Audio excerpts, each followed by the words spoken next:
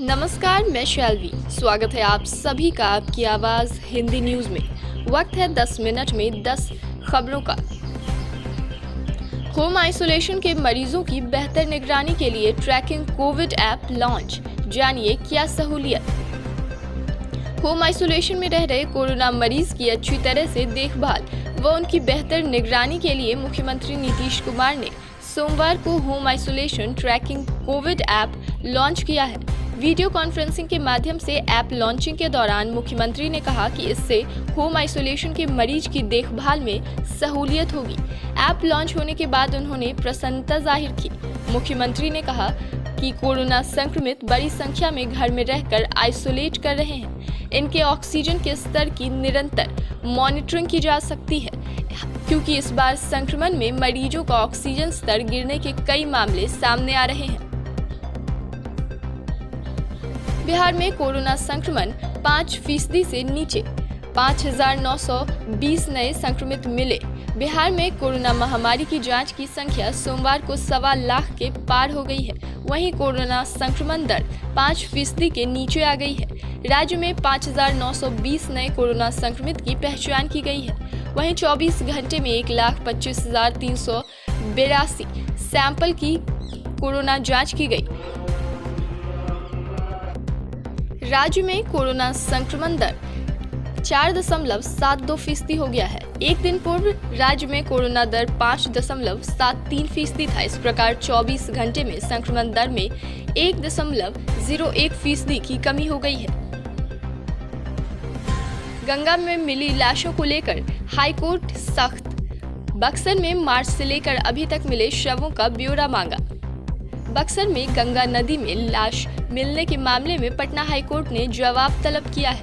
High court ने मुख्य सचिव को बताने के लिए कहा कि 1 मार्च से अब तक कितने लाशें मिली हैं, धार्मिक रीति रिवाज के अनुसार कितने का दाह संस्कार हुआ है और कितनों को दफनाया गया है।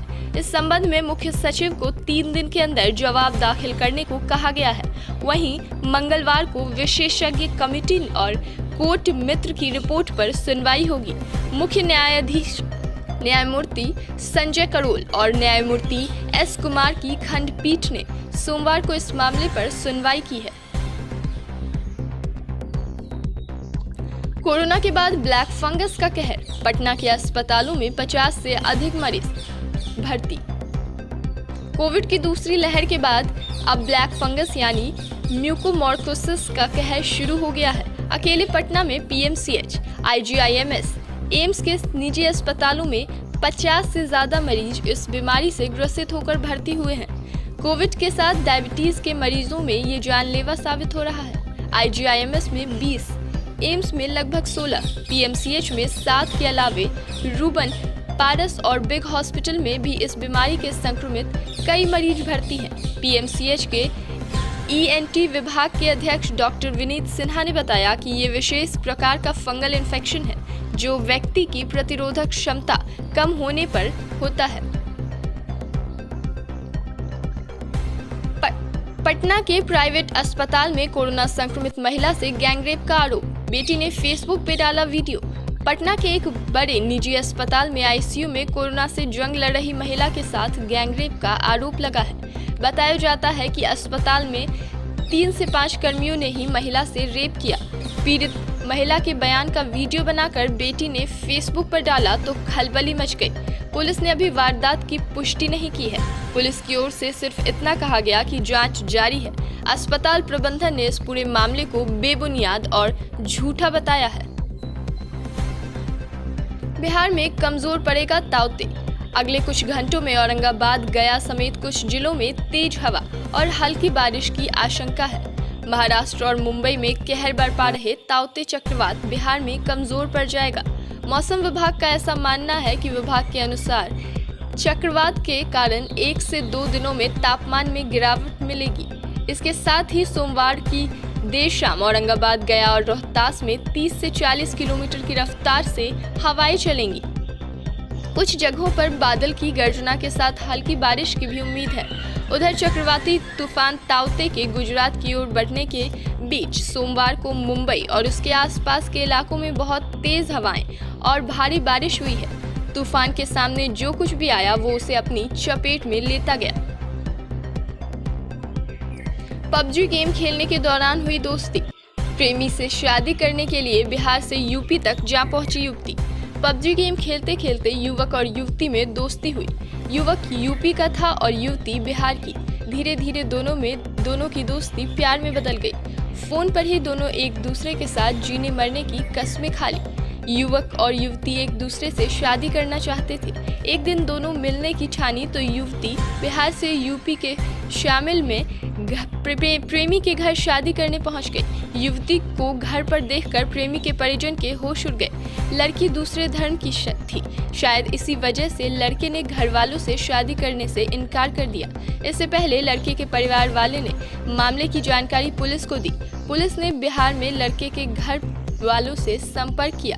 लड़के के परिवार वाले यूपी आकर लड़की को ले गए। इधर लड़की के चले जाने के गम में युवक ने आत्मघाती कदम उठा लिया। युवक ने जहर खाकर जान दे दी।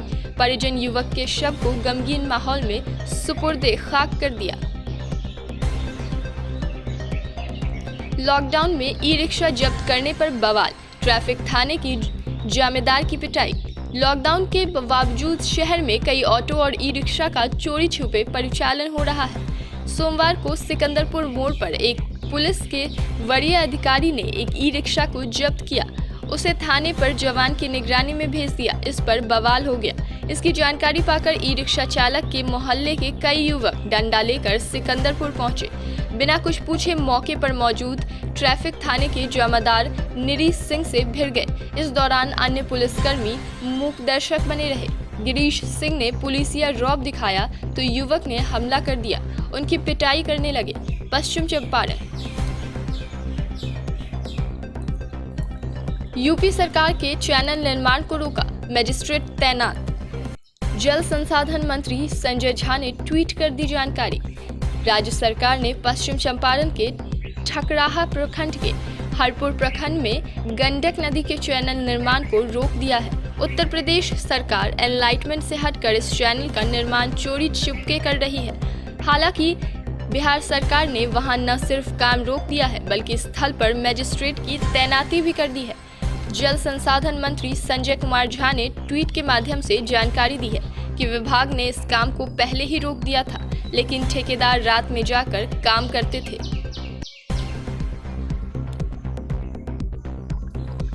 तेजस्वी ने नीतीश कुमार को दी चुनौती, कहा नहीं संभल रहा बिहार तो इस्तीफा दें, हम बताएंगे कैसी चलती है सरकार। नेता प्रतिपक्ष तेजस्वी यादव सोमवार सुबह फेसबुक लाइव के जरिए लोगों से रूबरू हुए।